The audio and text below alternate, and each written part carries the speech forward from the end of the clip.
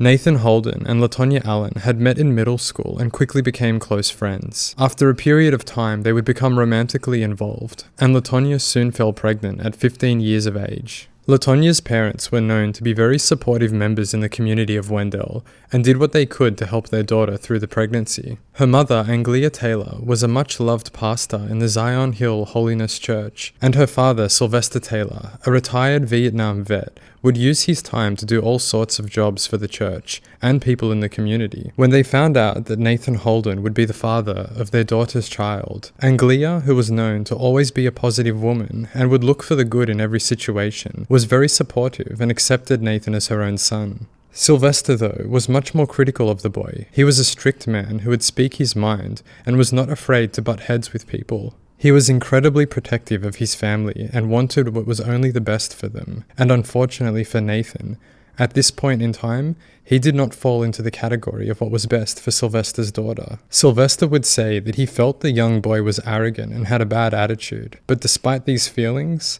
he did his best to accept him into the family and told LaTonya, "As long as you're happy, I'm going to support you." In 1999, the young couple give birth to Jeremy, also known as JT, and within a few years, in 2002, whilst LaTonya is in her second year of college, she and Nathan are married. LaTonya says that their first 2 to 3 years of marriage was really good, but deteriorated rapidly as financial strain became a major problem. LaTonya got pregnant again in 2005, and almost immediately after giving birth to her daughter Nordica, she fell pregnant again, giving birth to another girl called Amber. LaTonya was unable to work through this period as she was looking after young JT and studying, so the family was surviving on one income, which was Nathan's work as a barber. As soon as LaTonya finishes college, she begins working 2 jobs, whilst Nathan still works long days as a barber and does odd jobs on the side, even at one point resorting to selling drugs for a little while. The years continue to prove difficult as this struggle goes on, and LaTonya says that she was deeply unhappy in the marriage, but stayed for the kids. There is 2 events that LaTonya recalls for why she decided to finally leave Nathan. In early December of 2013, it is the couple's wedding anniversary, and LaTonya recalls feeling frustrated, as they once again did nothing to celebrate it. She said that Nathan waited around the house for her to fall asleep, and when she did, he left to go somewhere, not returning until the early hours of the morning. This was something that had happened frequently, but on this occasion she recalls feeling hurt as it was their anniversary. Then, later that month, Nathan calls LaTonya whilst she is at work and says that she needs to come home and get her son right now. She makes her way home immediately and finds her 15-year-old son JT home alone crying. He says that Nathan had beaten him with a broom, and when she calls her husband to ask why he did this, he responds with, "Well, he shouldn't have been outside." Leading up to this, there had been tension between the father and son, as JT had been hanging out with people that Nathan did not like. In the past, LaTonya recalls trying to talk to Nathan about the relationship, to acknowledge problems and look for ways that they could work on the marriage. She says that these conversations would frustrate and anger him, and would result in him saying that the issues were mostly caused by her. Not wanting to try work on the marriage anymore like this, a deeply unhappy LaTonya decides that she will leave her husband. She says that she wanted to make sure that she was making the right decision, and not a rash one out of a heated moment. So she waits 2 weeks for things to calm down in the family, and spends this time thinking about that decision. On December 20th, she packs up her and her children's belongings, and tells Nathan that she is leaving. He asks if they can work it out, and she firmly holds her ground, saying that they cannot. She tells him that she does not wish to keep the children from him, and would still like him in their lives.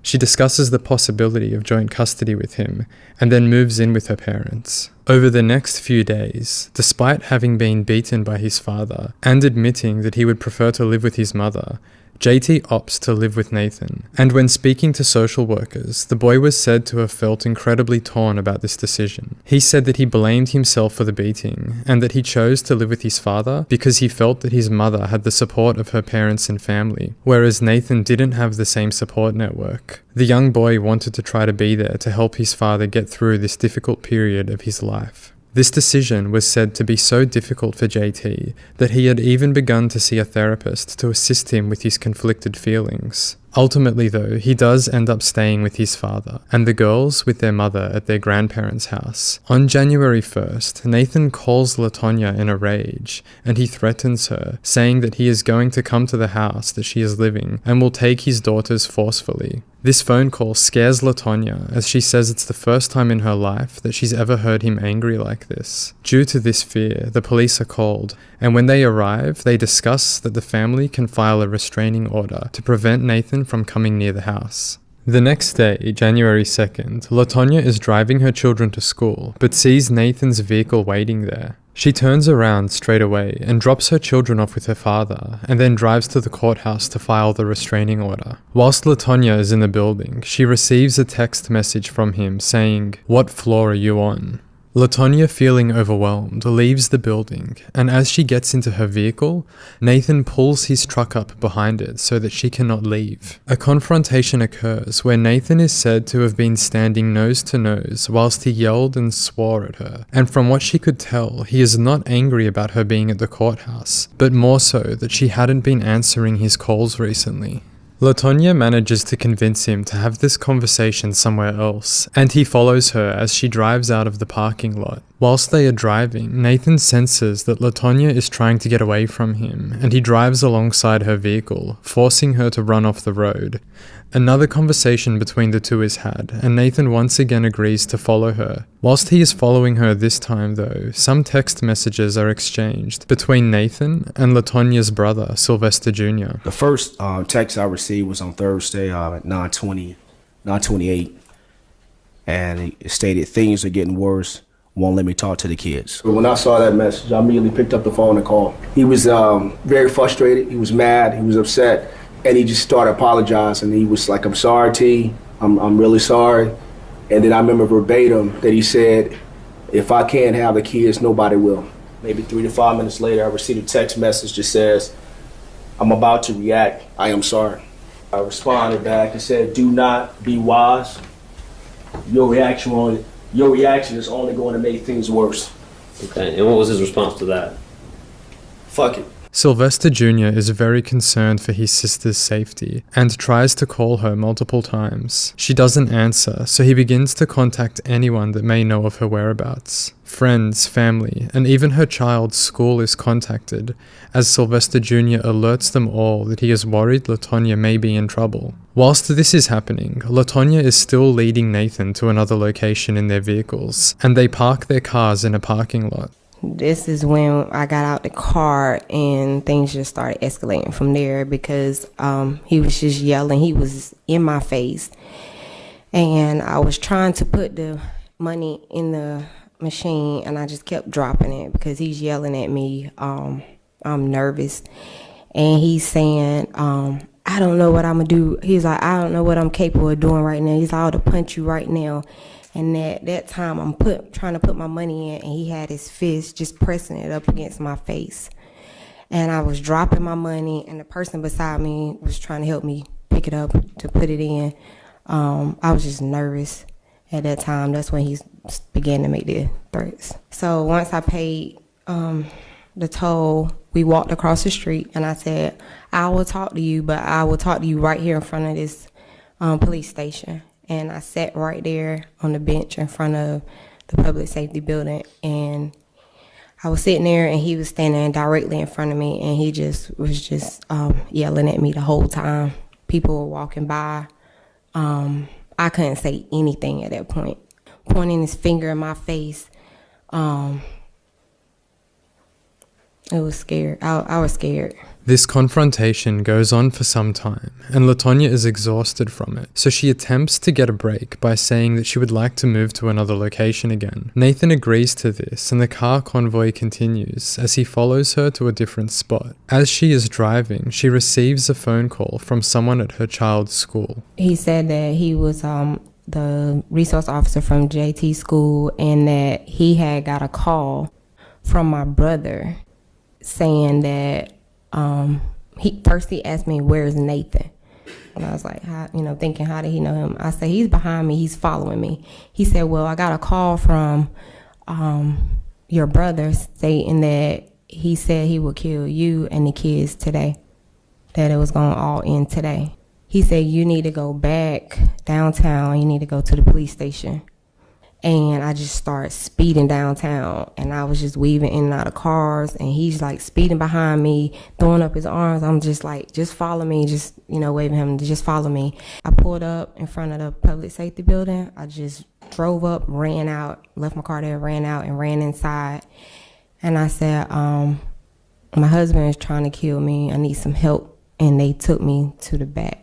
LaTonya files the restraining order and is granted temporary custody over her children. In the coming weeks, she allows them to visit their father regularly, and on the weekend of January 26th, where Nathan had his children for the weekend, he was meeting up with LaTonya's father, Sylvester, so that the grandfather could take the children home. On this meetup, Nathan had brought his brother and father, and Sylvester felt intimidated and ganged up on. This resulted in an altercation between Sylvester and his grandson JT. When Sylvester gets back to his house, he tells his grandson to stay in the car. Here he gets rather angry and believes that JT knew he was going to be confronted by the three men. JT tells the man that his father didn't mean anything by bringing everyone, and they meant him no harm. Sylvester slaps JT's phone out of his hand, and JT runs to a neighbor's house to call the police. He tells police that his grandfather had gone inside after the slap, and as the argument continued, came back outside with a belt and a gun. In later interviews, JT reveals that his grandfather did not have a gun in this incident. Thinking that his father-in-law pulled a gun on his son, Nathan files for emergency custody.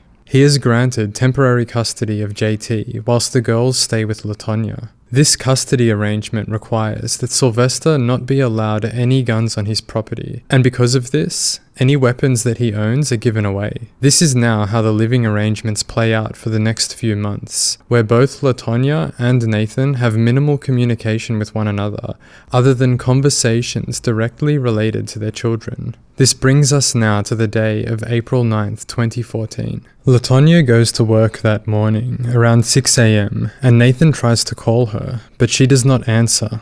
Whilst she is working, Nathan attempts to call her a few more times on her work phone, but again she does not answer these either, as she says she does not wish to speak with him. Although she doesn't know what he wants, she thinks that they will likely going to argue about a minor incident that occurred a few days prior. LaTonya had opted to not go to a gathering at Nathan's house to celebrate their son's birthday. She instead chose to celebrate with JT a week before.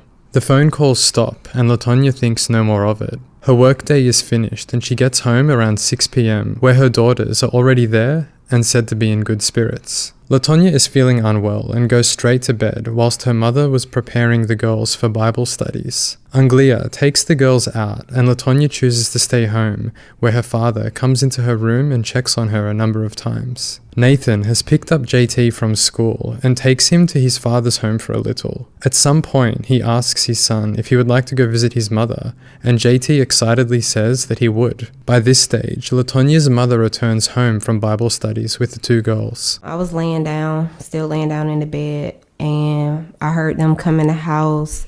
I heard the girls laughing, and my mom, I think she was fixing them something to eat or something. But as soon as she got home, I would say about 10 minutes, I heard Nathan's truck pull up. JT come in the house. He was talking to my dad, and then he just came straight to the back of the room and was like, jumped on me and was like, "Hey, Mom." I was like, "Oh my God, I don't feel good." And I was like, "What are you doing here?" And he was like, "I don't know, Dad wanted to see you." Nathan came into the home. I could hear it, and he was yelling, "Y'all don't want to talk to me. Somebody gonna talk to me today. Y'all don't want to talk to me." And he was yelling. And then I heard gunshots. My mom screaming. Somebody running. And my mom yelled out, "Seal," which is my dad's nickname, if she would call him. And I heard some more gunshots. I heard running through the house and gunshots outside. And that's when I called the police. I first tried to get the kids into my closet. I told them I love them. He came into the room. He had the gun in his hand, and he just started yelling at me, "Oh, you don't want to talk to me?" You don't want to talk to me? I'm calling you. You don't want to talk to me? And then he started pistol whipping me in my head, my face, my ears. I remember like my ears shattering and losing hearing in one of my ears. He was beating me in the face, in my upper body, and he wouldn't stop. I was just fighting. He kept beating me, and then the gun fired off in my face, across my face. I was just still fighting and begging him, just take me away. I didn't want him to kill me there. I didn't want my children to see me dead. He was screaming. Nautica was screaming. Amber crying.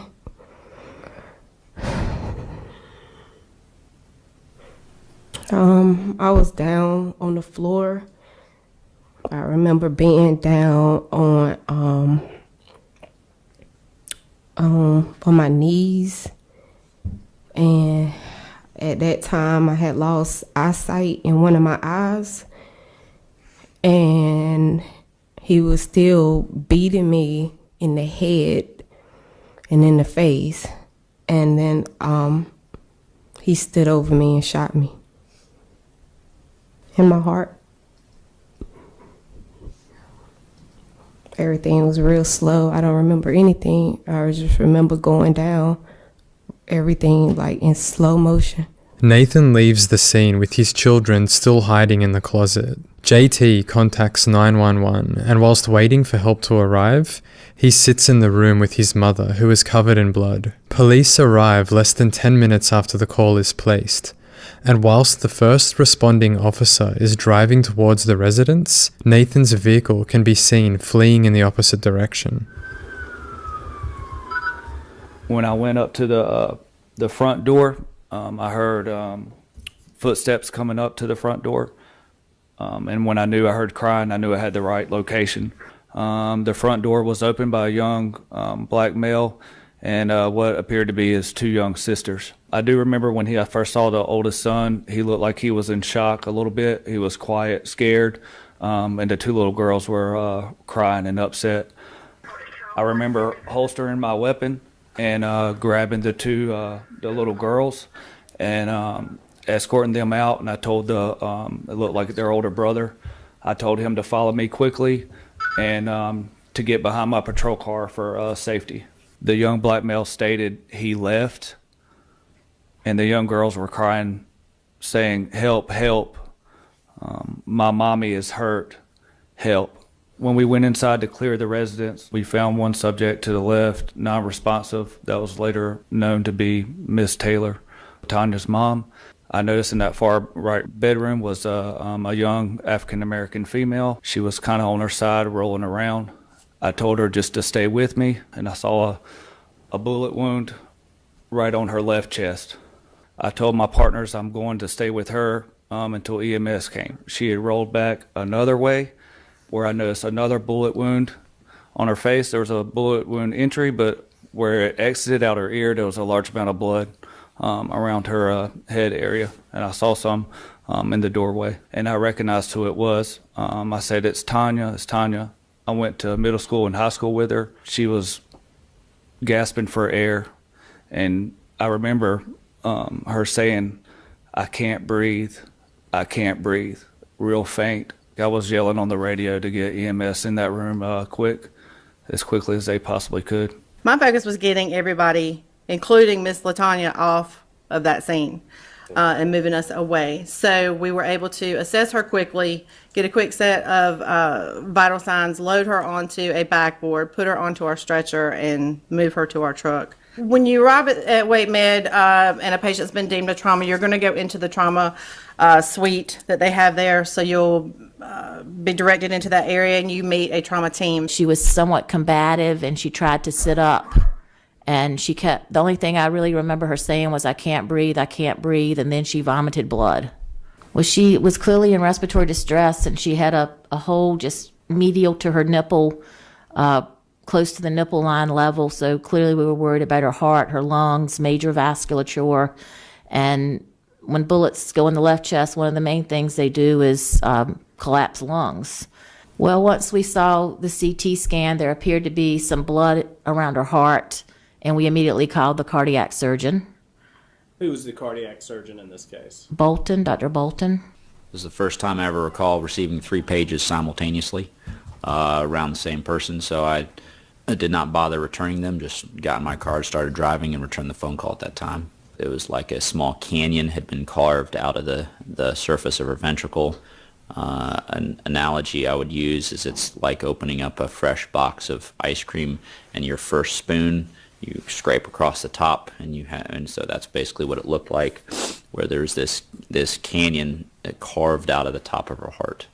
In essence, if we had taken a laser pointer and connected the entrance hole to the pericardial sac and the exit hole to the pericardial sac, it was nothing shy of a miracle that she was alive. It did not make sense how that bullet did not penetrate her heart. Whilst LaTonya undergoes emergency open heart surgery to save her life, law enforcement swarm all over the farmland where her parents live. The house is soon cleared, and officers turn their attention to the immediate surrounding land. Pretty much after we cleared the barns, Deputy Broadwell, we went out further in the field. Deputy Broadwell seen an object, which was a person laying in the middle of the field. And we proceeded on to see what was that, and that was another victim that was deceased. An elderly male with a white bloody shirt, and it was another victim. Anglia Taylor and Sylvester Taylor were both pronounced dead at the scene. Sylvester suffering multiple gunshots and passing away from a combination of blood loss and organ trauma, and Anglia suffering a bullet to her heart, leaving his children at the house with their 2 deceased grandparents and what he believed to be their dead mother. Nathan drives back towards his own house, parks his truck, and knocks on a neighbor's door. I don't know, I reckon around about 10:15 to 10:30, he knocked at the door. I said, "Who is it?" He said, "Little Nate." He said, "Yo," he said, "Kali Wally, can I use your telephone?" I said, "Yeah." What'd he say? Kali Wally. Is that your name? That's my nickname, Kali Wally. Okay. But he was sitting on the couch. I was sitting over here in my chair. He used the phone. And then he just said, "Thank you," handed me the phone, and got up and walked out the door. He didn't look like the little Nate that I knew. Looked like he was disturbed or something. And he didn't tell you who he had called or why he had called him? He just used the phone and handed it back to me and left. "Take care of my kids, Dad, I'm out of here," and hung up. How did he sound? Just like I just said, "Take care of my kids, Dad, I'm out of here," and hung up. Were you worried? Yes, I was. Special Response Team Lieutenant Ronnie Bird is the first to arrive at Nathan Holden's house in a heavily armoured vehicle, as he believes the suspect is hiding inside and is considered very dangerous. Armored vehicle, it's a Bearcat made by Lenco. It's bullet rated up to a 50 cal. The windows are bulletproof. It has a loudspeaker built into it. It has blue lights on it. It has a ram. We can actually put a hydraulic ram put on the front of the Bearcat to where we can breach a door safely without putting anybody in harm's way. Also has a gas injection port. We needed to put some kind of gas inside of a house without putting anybody in harm's way. We can drive up, poke it through the wall, and inject gas into the house. Come out with your hands up. You'll not be harmed. We continue to relay that over and over and over again. And according to the kind of the time frame here, we probably did it for about 45 minutes off and on. I think 45 minutes was plenty of time to try to get somebody to come out with calling a PA. Then we made a decision to send the robot in. We searched everything, and the robot found no one inside the house. After it was determined no one was in the house, what did you decide to do at that point, Lieutenant? We take the K9 to the back of the house, see maybe he had slipped out before we knew, before we got a perimeter set up. and see if we could track anything back there through the woods. Once you get to the bend in the woods and you turn on your flashlight, can you tell us what you see? I see the defendant on his knees. My dog is 20 feet in front of me, and he's probably 15 feet in front of my dog. He immediately raises his right hand and starts shooting at me. It startled me. And then, so I kind of made this motion of rolling like this so I could get my gun out of my holster. And at the same time, I kind of grabbed my dog. Did your dog react to the firing? Oh, yeah, crazy, amped up, ready to go, barking, pulling. So he was a little bit of a, it took me a second to get him under control. Without thinking about it, I have moved myself out into that field even more with no cover, nothing. I'm just out in the middle of an open field getting shot at. Another shot followed after that from the same location, at which time I returned fire into the area of the muzzle flashes. I heard 2 total at the time, and then with Deputy Brooks and I returning fire, I couldn't hear much after that. As I was firing, I pressed up about 10 yards. Deputy Brooks did the same on my left, and then Deputy Knust did the same. He fell up to the right side of me. Are you in the field at this point? We're right at the field's edge, up against the grass line to hit the woods. I began to announce, Wake County Sheriff's Office, drop your weapon, throw your hands up and announce your presence. Nobody replied. I made multiple attempts. I activated the light and we could see a subject laying on the ground near the wood line. We decided to approach the suspect, so all of us moved together as a team up to him. We find him laying down on the ground on his back, his right hand stretched out, and just outside of his reach of his hand is a small pistol. How close was that pistol? A couple inches, like he had fainted. I mean, just we were like, Sheriff's Office, don't move, trying to give him commands, no commands. We had to physically roll him over and handcuff him. I mean, it was just like a limp person. Okay. We called EMS around to the field. They drove one of their trucks around and checked him out and didn't find anything wrong with him. LaTonya's brother, who lives in another state, is contacted by his auntie to inform him of the tragic events which have occurred. I can't remember. It was late, and she asked if I heard from my mom and dad. And I said no. I just thought it was real strange that she would call out the blue very late, right, and asked if I heard from them. So she said she'd call me right back. And so I picked up the phone and started calling my mom. I think I called her maybe a few times, and then I'm thinking, okay, well, it's late, Bible study's over, everybody's home. So I started calling my dad several times. And then I called my sister, and no answer. And I just remember just calling, just rapid fire, just calling them, all of them, just rotating, calling my mom, my sister, my dad, my mom, my sister, my dad. And finally, I got a call back from my aunt, and she stated that Nate killed Angie and Sylvester, and we're not sure if Tanya's going to make it. But she was taken to the hospital. And I just said, I want to make sure I just want to be clear. Is mom and dad dead? And she said yes. And so now we need to focus our faith on just praying for Tanya. I remember waking up 7 days later and people in my room saw my cousin just standing over me, just people just standing over me. I couldn't really talk. And I just kept trying to ask my aunt. My aunt Sharon was there, and I kept asking her, where's my mom? And I just kept asking, I just want to see my mom. Where's my mom? And my Aunt Kelly said that she passed away. And I said, where's my dad? She said he passed away too. After spending 8 days in hospital, against all of the doctor's advice, a determined LaTonya refuses to miss her parents' funeral. Her brother flies in from Detroit and takes his sister in a wheelchair to the service. LaTonya's brother moves back to Wendell and allows his sister and her 3 children to move in with him and his wife. The trial for Nathan Holden commences, and the main question being asked is whether he is guilty of first-degree murder or not. This case is not a whodunit. This is not about what happened. Nate Holden is the one who is responsible for the deaths of Mr. and Mrs. Taylor. He did shoot his wife. What we want you to understand is how things got to this point within this particular family. This case is about why this happened, and it is about Nate Holden's state of mind at the time it happened. When you hear all of the circumstances, you will learn that he is not guilty of first-degree murder.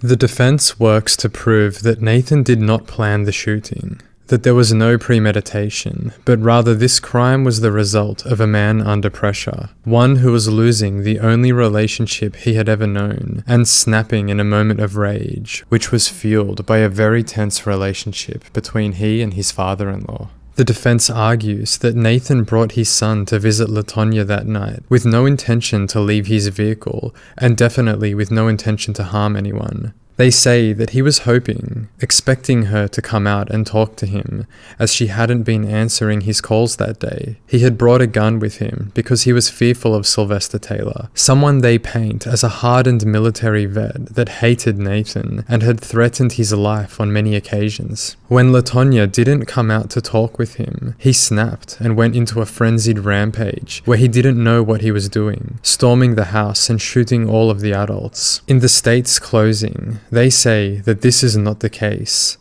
that Nathan knew exactly what he was doing, and that Sylvester was no threat to him. They're blaming the victim because the defendant wants to evade responsibility for the choices he made and the actions he took over a period of time on April 9th. The law is clear on this. This is first-degree murder, both to Mr. Taylor, Mrs. Taylor, and attempted murder to LaTonya Allen, as well as the felony assault. I do find it interesting to note that throughout the state's closing statement, the prosecutor makes frequent eye contact with the defendant, an act that seems to really get under his skin. Inflicting serious injury to LaTonya Holden. Show me your authority. One count of first-degree murder of Sylvester Taylor clause at for these general statutes? with premeditation and deliberation and pursuant to the felony murder rule, and one count of first-degree murder of Anglia Taylor pursuant to the felony murder rule and based on premeditation and deliberation. You're going to tell him that because it's the truth, because that's what happened. Thank you. That's not what happened. Truth has not came out yet. Thank you, Mr. Lively.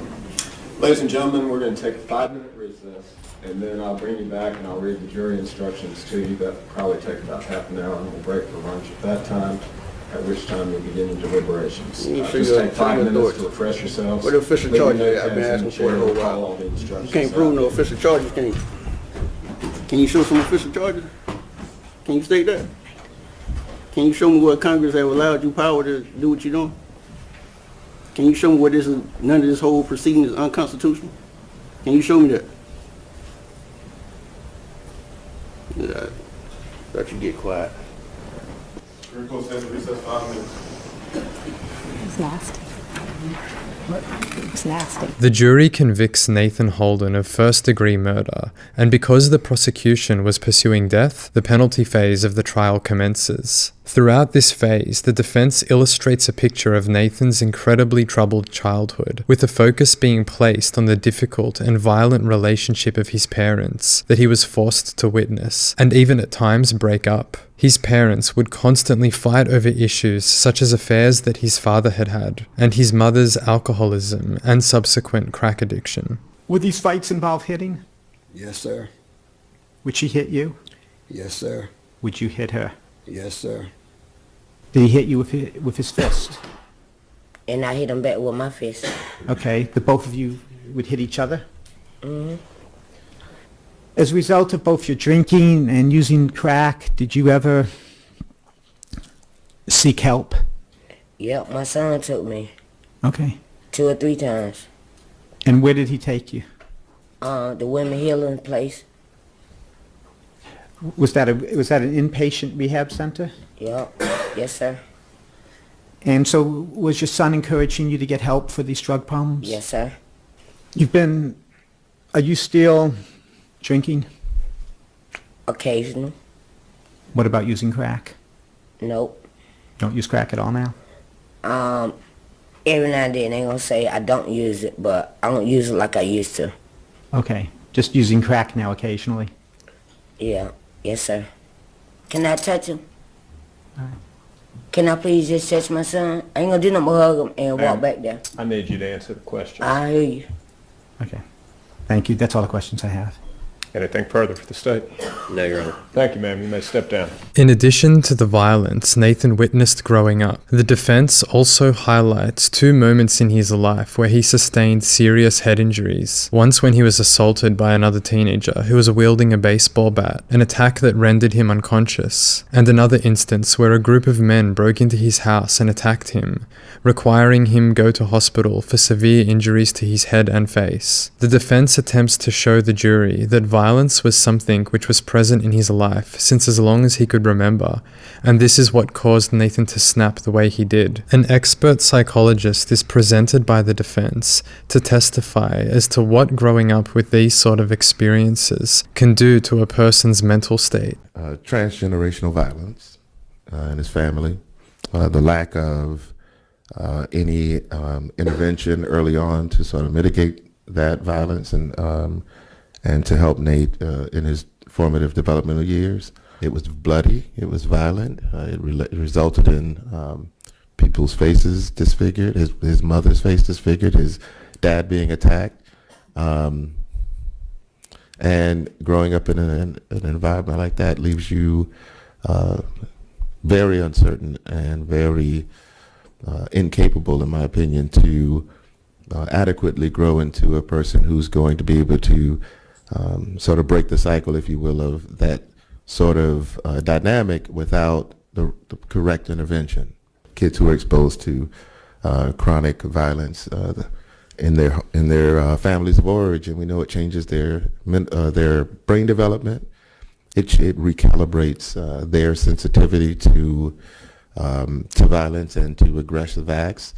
And it makes it very hard for them to be well and high-functioning adults. After deliberation, the jury comes to a decision on whether Nathan will receive the death penalty or not. For the first-degree murder of Anglia Taylor, I sentence you to life imprisonment without the possibility of parole. For the first-degree murder of Sylvester Taylor, I sentence you to life imprisonment without the possibility of parole.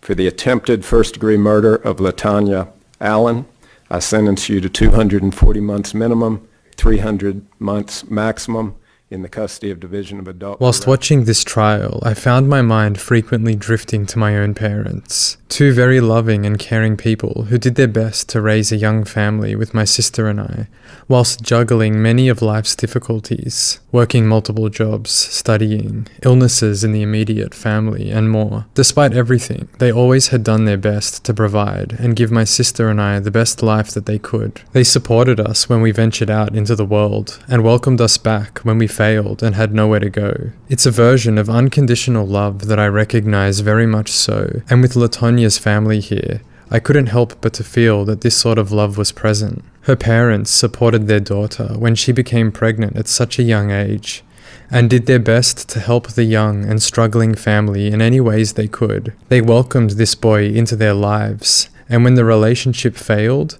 they welcomed their 30-year-old daughter and her children back into their home with open arms. They helped cook, clean, entertain, and guide these children, providing them stability in a situation that was falling apart. Before I let my mind wander towards more thoughts of family, I would like to put a focus on something else first. And that would be Nathan Holden's defense team. I could not help but to feel as though the defense here was an utter mess throughout the penalty phase. I didn't highlight any incidents that backed this claim up throughout the video because I felt it didn't fit well with the tone overall, so I opted to save it for the end here. There were a few moments in particular where I was left scratching my head thinking, did these people prepare at all? I'm not often one to criticize others who are performing incredibly difficult jobs, such as a defense attorney taking a case such as this one. But on this occasion, I would like to spend some time acknowledging what their efforts here looked like. And what it looked like to me was a runaway train that was transporting a load of uncovered trash, garbage flying everywhere in the wind as the train careers down an abandoned track and no driver at the helm.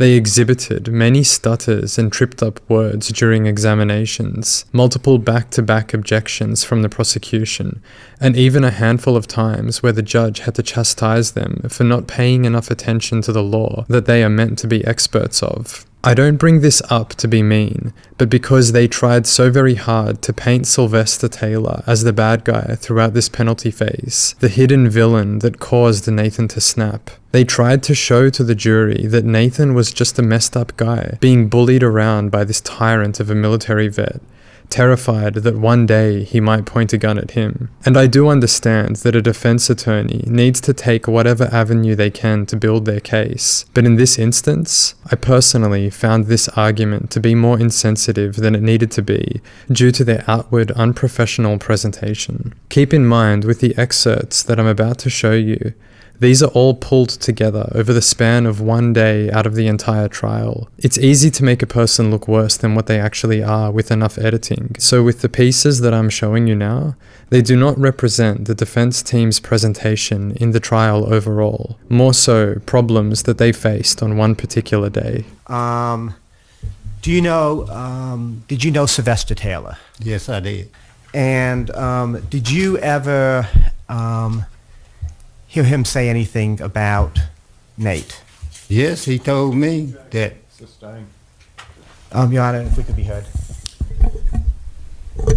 I'm sustaining it right now just simply because I can't determine whether it's relevant to anything in this case. I mean, to say, have you heard, did he say anything about his father-in-law is a very broad question. Okay.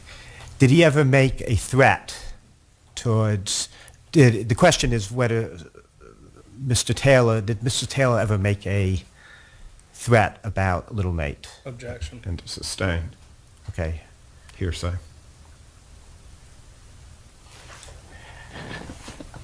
I would either like to be heard or argue that... I'm sorry, who is I've lost track of who exactly is the declarant in this case. I think you'd need to lay some foundation as to why it's relevant to this particular matter. Okay, and He told me that he was going to kill him. Objection, motion, and strike. Members of the jury, if you'd step outside and into the deliberation room, don't discuss the case among yourselves. Leave your notebooks in your chairs, please. Are there other statements that you'll be eliciting along these lines? Because this witness? Yes, this witness or others. We'll need to talk about them before you bring them in. There's no other statements from this witness. There will be... The first thing is that I asked that you make a proffer before you asked another witness about those threats, and that didn't happen. Secondly, even from this proffer, I'm not sure about the time frame of these threats. And thirdly, I'm not aware that self-defense is a defense in this case, and so the relevancy of threats is somewhat tenuous. There's just not enough there to say that this is relevant. Mr. Brown, how is it relevant? What? Well, I think it's relevant. The fact that it's relevant to the fact that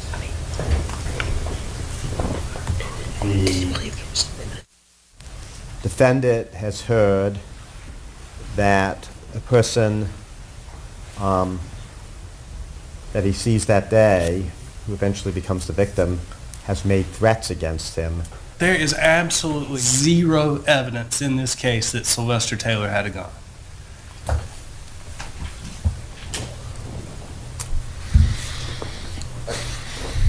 There is evidence, and there's been plenty of it, that he had guns, and the evidence, which was originally introduced by the state, that he had been told that his son, that he had pulled a gun on his son.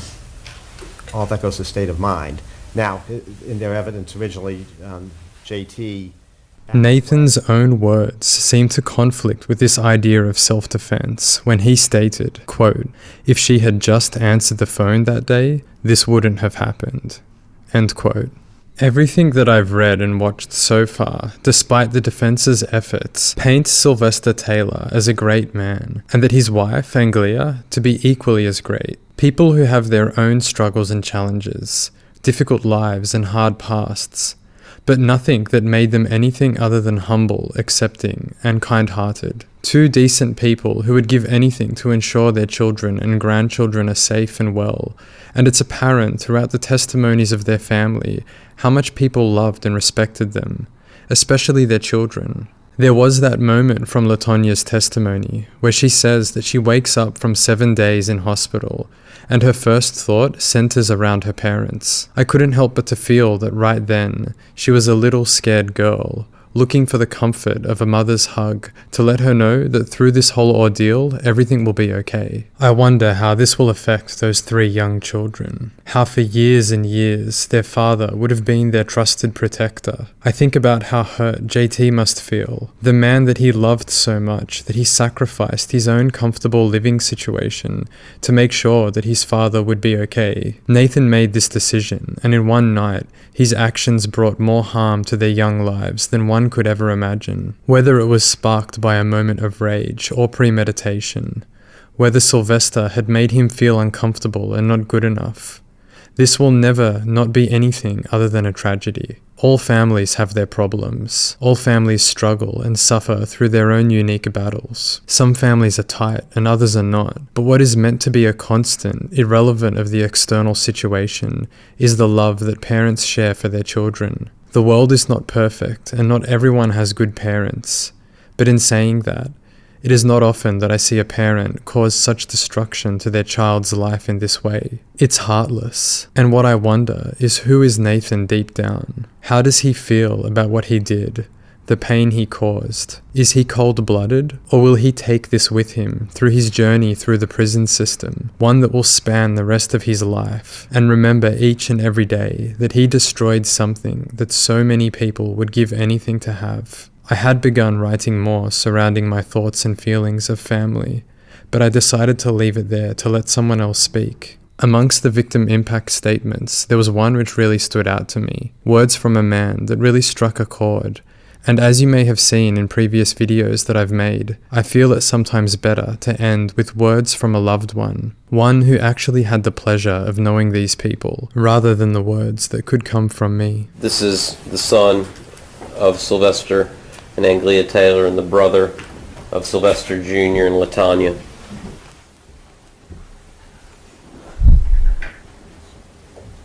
Sir, Mr. Royster, as soon as you're comfortable, feel free to tell us what you need to tell us, sir.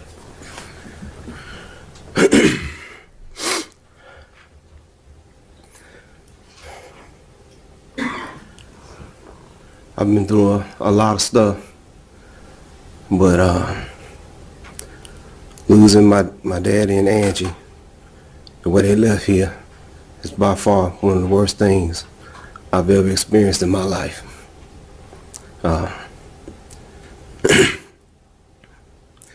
My father was not involved much in my life in my early years, but as I became a teenager and was able to drive, I made it my business to start visiting him and getting to know my brother and sister.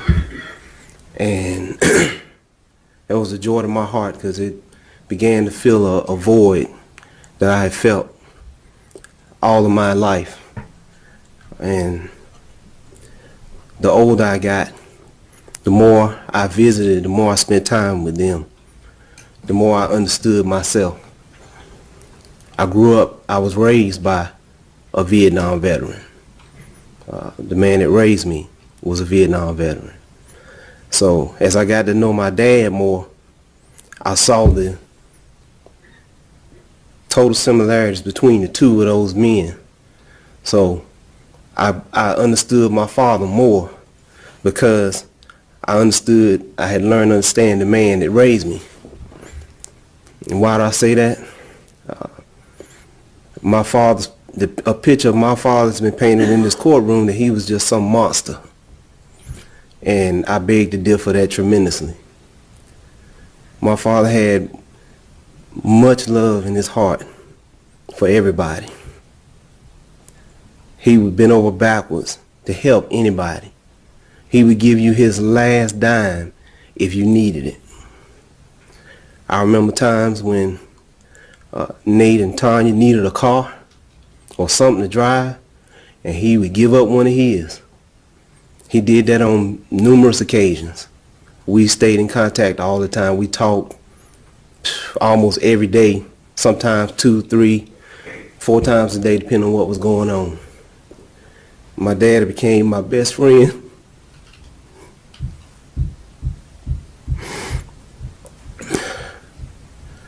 He became my best friend, and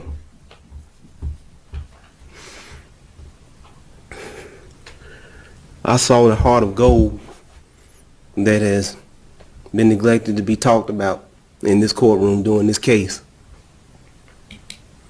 I remember one time when he was real proud of Nate. He started going to church. My dad told me how he was starting to help in the videotaping of the services. And I saw and heard a satisfaction in his voice and in his heart that he was glad to see those things taking place in Nate's life. Yeah, they bumped heads a lot, but what father doesn't bump heads with a man who he's getting the impression that, okay, you can do better than what you're doing? My father was stern, but he was fair.